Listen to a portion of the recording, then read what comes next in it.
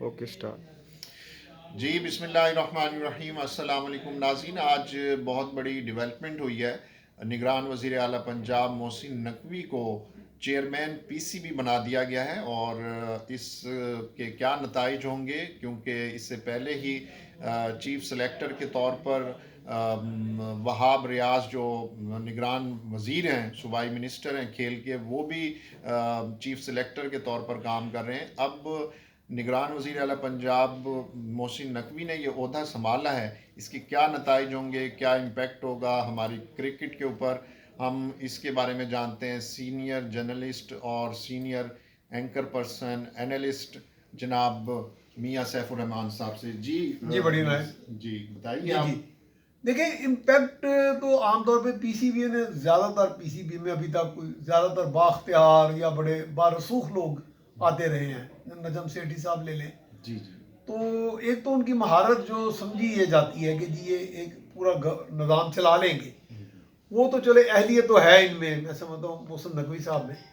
لیکن میرا خیال ہے یہ ایک تیاری لگ رہی ہے کہ آنے والے وقت میں ان کو ایک ایسا عہدہ ٹینیور پوسٹ دے دی گئی کہ جو چلو وزیر اعلیٰ کے اگر برابر نہ صحیح تو کم سے کم اس میں بھی کافی حد تک خود مختاری بھی ہے، اور اس کا ایک ٹینیور بھی ہے، ایک ٹرم ہوتی ہے، اس 2 سال 3 سال کا جو کانٹریکٹ ہوتا ہے تو وہ جو ہے وہ ساتھ چلے گا. جی جی تو یہ ایک طرح پرائز پوسٹ بھی کہی جاتی ہے اس کو، کہ عام طور پہ اعلیٰ حکام ہو گئے، وزیر اعظم ہو گئے.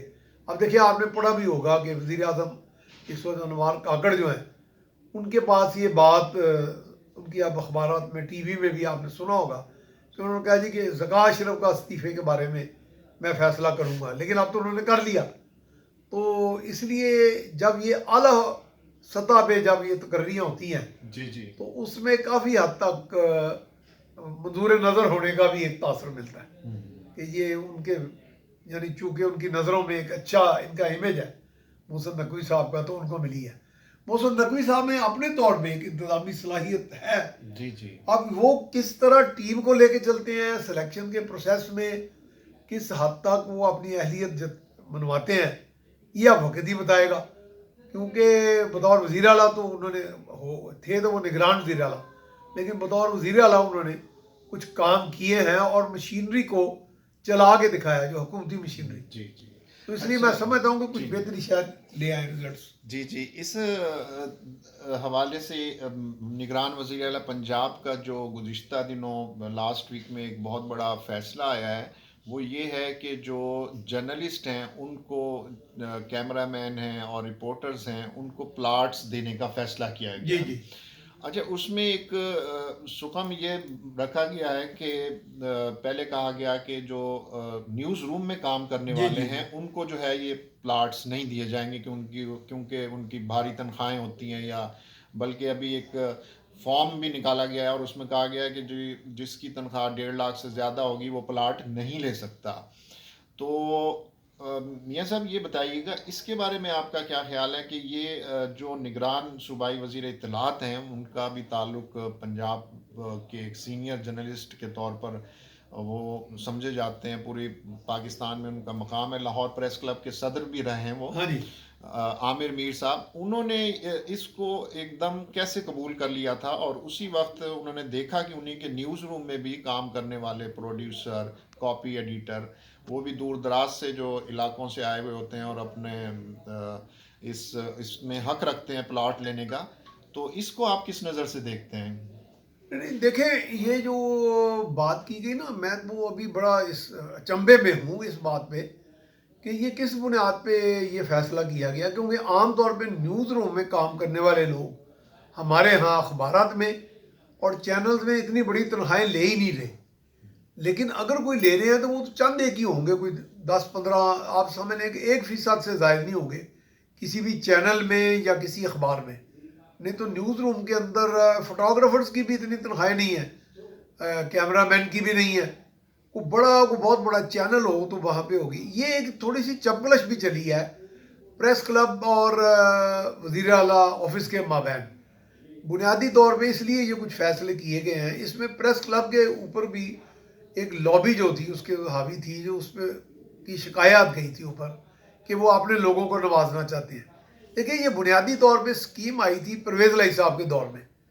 تو اس میں ہم جتنے بھی جرنلسٹ تھے تقریباً بجائے کہ اس چیز کے کہ کوئی سینئر ہے یا جونیئر، اس کے قطع نظر سب کو انہوں نے پلاٹ دیے تھے، جو بھی ورکنگ جرنلسٹ تھے، یعنی عامل صحافی تھے اور اداروں سے منسلک تھے اور ایک تسلسل کے ساتھ منسلک تھے۔ بنیادی کسوٹی یہی تھی۔ اس وقت یہ کسوٹی کبھی بھی نہیں بنائی گئی اور الاٹمنٹ میں یہ کسوٹی بنتی نہیں ہے کہ کس کی تنخواہ کتنی ہے۔ لیکن اب بھی دیکھیں نا، وزیر اعلیٰ نے خود کہا ہے کہ میرے علم میں یہ بات آئی ہے کہ یہ لوگ تو زیادہ تر خاص طور پہ نیوز روم میں کام کرنے والے تو بڑی آمدنی رکھتے ہی نہیں ہیں، تو یہ محروم رہ جاتے ہیں، تو اس لیے ہم ان کو پلاٹ دے رہے ہیں۔ یہ نظر انداز ہو گئے تھے لوگ پہلے، اور نظر انداز ہونے کے بعد بینک آف پنجاب سے ہم ریکویسٹ کریں گے کہ ان کو آسان شرائط پر قرضے بھی دیے جائیں۔ لہذا یہ تقسیم نہیں ہونی چاہیے، ہونا تو یہی چاہیے کہ جو بھی عامل صحافی ہے اگر سہولت دینی ہے تو اس کو سہولت دے دی جائے۔ ہاں یہ ضرور ہے کہ جس کی 1.5 لاکھ سے واقعی اوپر تنخواہ ہے وہ تو خوشحال ہی ہوگا، تو میرا نہیں خیال بہت کم لوگ ہیں، شاید 1% بھی نہ ہو جی نیوز روم کے اندر کام کرنے والے۔ اچھا میاں صاحب، ایک تیسرا اور آخری سوال آپ سے یہ پوچھنا چاہیں گے کہ ہمارے جو کرکٹ سٹار ہیں شعیب ملک، انہوں نے تیسری شادی کر لی ہے، جی جی اور انہوں نے اپنے خیالات کا اظہار کرتے ہوئے کہا کہ پہلی شادی جو ہے میں نے 2003 میں کی، یا اس طرح پھر 2010 میں دوسری ہوئی، تو اس تناظر کو آپ کس طرح دیکھتے ہیں کہ دونوں ملکوں کے مابین جو ہے وہ ایک کیسا پیغام گیا ہے؟ کیونکہ جو ٹینس سٹار جو ثانیہ مرزا ہیں ان سے علیحدگی ہو گئی ہے، اور اس کو آپ کس جی نظریے جی سے دیکھتے ہیں؟ نہیں دیکھیں، وہ ملکی سطح پہ تو ٹھیک ہے، وہ پہلے بھی بھارت کے کچھ لوگ کہتے تھے کہ شعیب ملک ہمارے داماد ہیں، یہاں پاکستان میں جو ان کے فینز ہیں شعیب ملک کے، وہ کہتے ہیں جی ہماری بہو ہیں۔